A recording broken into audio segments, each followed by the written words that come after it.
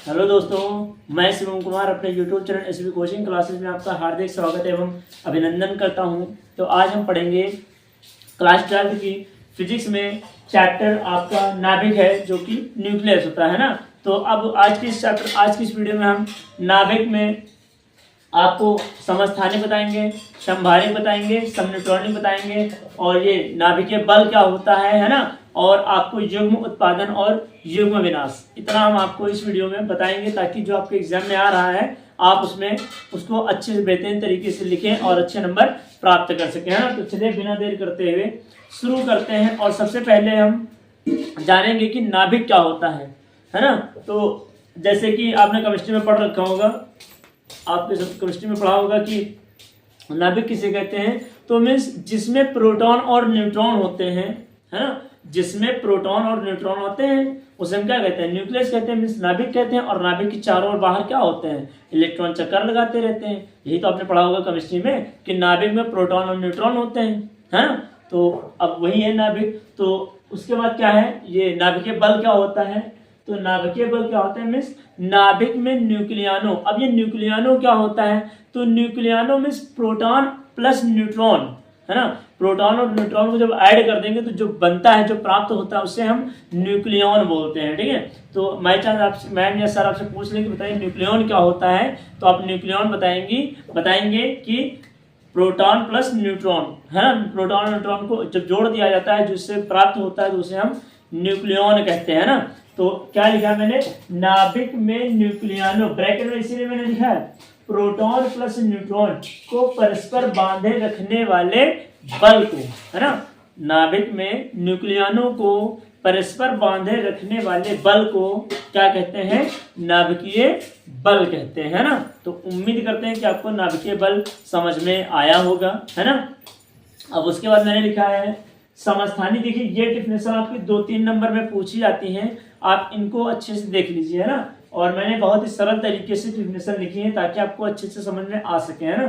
तो देखिए क्या लिखा मैंने, समस्थानिक। तो समस्थानिक में क्या हो जाएगा, स्थानिक, मतलब इसमें क्या होगा, परमाणु क्रमांक क्या होंगे, समान होंगे और परमाणु भार आपके भिन्न भिन्न होंगे, मीन्स अलग अलग प्रकार के होंगे, वह आपका क्या होता है, समस्थानिक होता है। तो चलिए डेफिनेशन देख लेते हैं, क्या बोलेंगे, वे तत्व जिनके परमाणु क्रमांक समान होते हैं तथा परमाणु भार भिन्न भिन्न होते हैं, परमाणु भार अलग अलग होते हैं, उसे हम क्या कहते हैं, समस्थानिक कहलाते हैं, है ना। अब परमाणु भार और परमाणु क्रमांक क्या होता है, तो आपने देखा होगा तत्व और तत्व की जो ऊपर लिखे होते हैं, जैसे आपने यहाँ देखिए ये जो होता है एलिमेंट है, और एलिमेंट के जो ऊपर लिखा होता है इसे हम क्या बोलते हैं, इसे हम परमाणु भार बोलते हैं या फिर द्रव्यमान संख्या बोलते हैं ना। और ये जो आपका होता है, इसे हम क्या बोलते हैं, इसे हम समस्थानिक कहते हैं, मीन्स परमाणु क्रमांक कहते हैं ना। तो ये आपका जो नीचे लिखा होता है वो परमाणु क्रमांक होता है, और जो ऊपर लिखा होता है इसे हम परमाणु भार बोलते हैं या फिर द्रव्यमान संख्या बोलते हैं, ठीक है। तो यही आपका है, देखिए देख सकते हैं यहाँ पर परमाणु क्रमांक तीनों में क्या है, समान है, मीन्स एक जैसा है, और जो परमाणु भार है वो अलग अलग है। तो ये आपके लिए एग्जाम्पल हो जाएगा, क्या बोलेंगे कि वे तत्व जिनके परमाणु क्रमांक समान होते हैं तथा परमाणु भार भिन्न भिन्न होते हैं समस्थानिक कहलाते हैं। एग्जाम्पल जैसे 1s1, 1s2, 1s3, है ना। आप देख सकते हैं प्रोटियम, ड्यूटेरियम और थीरियम, ये आपका हो जाएगा। हाइड्रोजन के 3 एलिमेंट होते हैं, वैसे हाइड्रोजन के 3 समरूप होते हैं, ठीक है। अगला क्या है, समभारिक क्या होता है। तो चलिए समभारिक को भी हम समझ लेते हैं।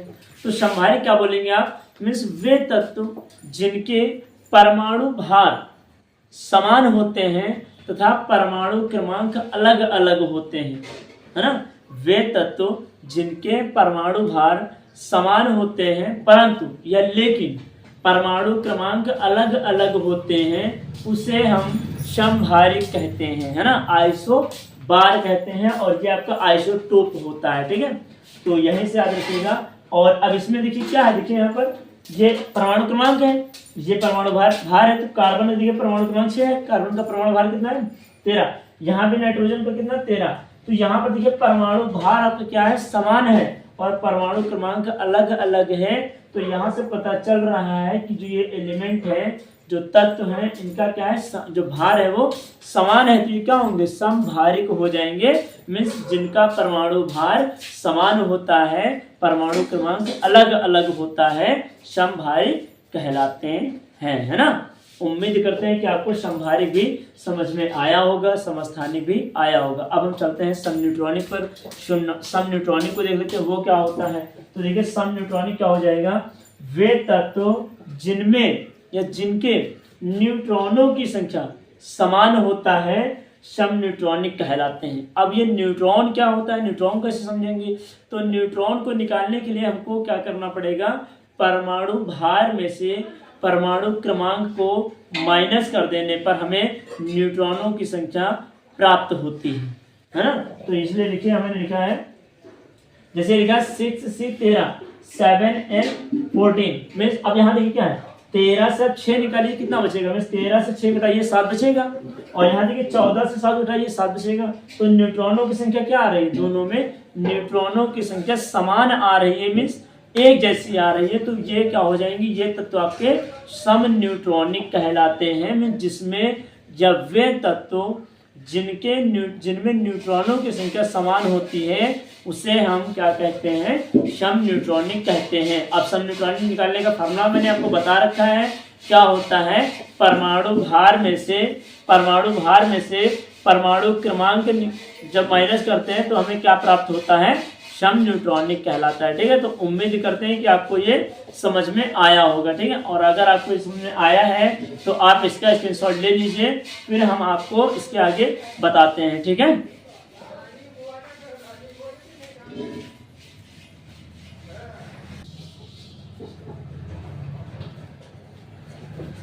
तो आइए दोस्तों, अब हम पढ़ेंगे युकावा सिद्धांत। युकावा सिद्धांत में क्या होता है, तो युकावा सिद्धांत में जापान के एक वैज्ञानिक युकावा है ना, जापान के एक वैज्ञानिक युकावा ने बताया थे कि जो परमाणु होता है, कि जो नाभिक होता है ना, युकावा सिद्धांत में क्या होता है, हाँ, कि बताया कि परमाणु के नाभिक में, जापान के वैज्ञानिक युकावा ने बताया कि परमाणु के नाभिक में प्रोटॉन और न्यूट्रॉन के अतिरिक्त कुछ अन्य कण पाए जाते हैं, है ना। तो अब हम देखते हैं कि अन्य कण क्या क्या पाए जाते हैं। इन्होंने पाइमेंसान बताया, धनात्मक होता है, ऋणात्मक होता है, उदासीन होता है। तो इन्होंने 3 प्रकार के पाइमेंसान के बारे में इन्होंने व्याख्या की है, लेकिन वो हम आपको नहीं बताते हैं क्योंकि वो आता नहीं है। जो कि आपके एग्जाम में आता है कि युग्म उत्पादन और युग्म विनाश को समझाइए, है ना, या युकावा सिद्धांत को बताइए। तो ये आपका 5 नंबर में इंपॉर्टेंट है, जो कि आपके एग्जाम में आता है। तो चलिए इसको हम देख लेते हैं ना। युग्म उत्पादन, इसका नाम क्या, उत्पादन। उत्पादन में क्या होता है, 2 प्रोडक्ट मिलकर एक प्रोडक्ट का निर्माण करेंगे, वही तो उत्पादन होता है। तो चलिए देख लेते हैं क्या होता है युग्म उत्पादन। जब कोई उत्सर्जित गामा किरण जिसमें फोटान हो गया, प्रोटॉन नहीं फोटान, और फोटान मैंने आपको बता रखा है, आइंस्टीन के समीकरण में देखिएगा मैंने बता रखा है फोटान। तो किसी भारी पदार्थ पर गिरता है तो वह पदार्थ के नाभिक द्वारा अवशोषित कर लिया जाता है, मीन्स ग्रहण कर लिया जाता है, और उस फोटान की ऊर्जा एक इलेक्ट्रॉन तथा एक पॉजिट्रॉन उत्पन्न होती है या होता है। इस प्रक्रिया को हम क्या बोलते हैं, युग्म उत्पादन बोलते हैं, है ना। तो देखिए इसको समझिए क्या है, मैंने क्या बोला कि जब कोई उत्सर्जित गामा किरण मीन्स फोटान किसी पदार्थ पर गिरता है, किसी भारी पदार्थ पर गिरता है, तो यह उस पदार्थ के द्वारा अवशोषित कर लिया जाता है, तथा यह फोटान की ऊर्जा और उस फोटान की ऊर्जा एक इलेक्ट्रॉन और एक पॉजिट्रॉन उत्पन्न होती है ना, उत्पन्न होती है। और यह प्रक्रिया आपकी क्या कहलाती है, युग्म उत्पादन कहलाती है। जैसे कि देखिए मैंने यहाँ पर लिखा है फोटान। अब फोटान है, फोटान किसी पदार्थ पर गिरेगा, भारी पदार्थ पर, तो इसका क्या होगा, युग्म उत्पादन होगा, और यह 2 भागों में डिवाइड हो जाएगा, एक इलेक्ट्रॉन दूसरा पॉजिट्रॉन। तो वही मैंने लिखा, देखिए यहाँ पर एक इलेक्ट्रॉन प्लस एक पॉजिट्रॉन, तो वही तो लिखा है एक इलेक्ट्रॉन तथा एक पॉजिट्रॉन क्या होता है, फोटान की ऊर्जा उत्पन्न होती है ना, और यह प्रक्रिया आपकी युग्म उत्पादन कहलाती है। उम्मीद करते हैं कि आपको युग्म उत्पादन समझ में आया होगा। ठीक है, अब हम चलते हैं युग्म विनाश। अब ये विनाश क्या होता है, तो चलिए विनाश को भी समझ लेते हैं। मैंने क्या लिखा है, जब एक इलेक्ट्रॉन और एक पॉजिट्रॉन जब एक दूसरे के संपर्क में आते हैं तो वे संयुक्त होकर एक दूसरे का क्या करते हैं, विनाश कर देते हैं। मीन्स प्लस और माइनस मिलेगा तो क्या हो जाएगा, ब्लास्ट हो जाएगा ना। तो वही लिखा है कि जब एक इलेक्ट्रॉन और एक पॉजिट्रॉन एक दूसरे के संपर्क में आते हैं तो वे एक दूसरे का विनाश कर देते हैं। वही मैंने लिखा है संयुक्त होकर एक दूसरे का विनाश कर देते हैं। और युग्म के स्थान पर, यहाँ युग्म नहीं बनता है, और युग्म के स्थान पर हमें क्या प्राप्त होता है, फोटान उत्पन्न। और वे फोटान कितने, दो फोटान उत्पन्न होते हैं जो विपरीत दिशाओं में गति करते हैं, और यह प्रक्रिया आपकी युग्म विनाश कहलाती है ना। एग्जाम्पल मैंने रिएक्शन लिखी है, एक इलेक्ट्रॉन और एक पॉजिट्रॉन दोनों संयुक्त होंगे, आपस में युग्म विनाश होगा और हमें क्या प्राप्त होगा, युग्म नहीं फोटान प्राप्त होता है। वो भी कितने दिखे, 2 फोटान, एक ये दूसरा ये, तो 2 फोटान हमें प्राप्त होते हैं। यह प्रक्रिया आपकी युग्म विनाश कहलाती है ना। तो उम्मीद करते हैं कि आपको ये समझ में आया होगा। आप इसका स्क्रीनशॉट ले लीजिए, फिर हम आपको द्रव्यमान क्षति और बंधन ऊर्जा आपको बता देते हैं, फिर हम आपको इस वीडियो को समाप्त करते हैं। ठीक है, तो आप इसका स्क्रीनशॉट ले लीजिए, है ना।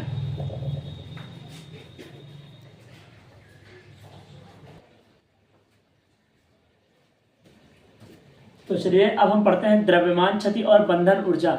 तो द्रव्यमान क्षति क्या होता है, क्षति में होता है हानि होना ना, मीन्स नुकसान होना, मीन्स द्रव्यमान का नुकसान होना द्रव्यमान क्षति होती है। अब हम इसको समझते हैं कि आखिर द्रव्यमान क्षति होती क्या है। तो मैंने लिखा है किसी नाभिक का वास्तविक द्रव्यमान उस नाभिक के न्यूक्लियनों की द्रव्यमान से कम होता है।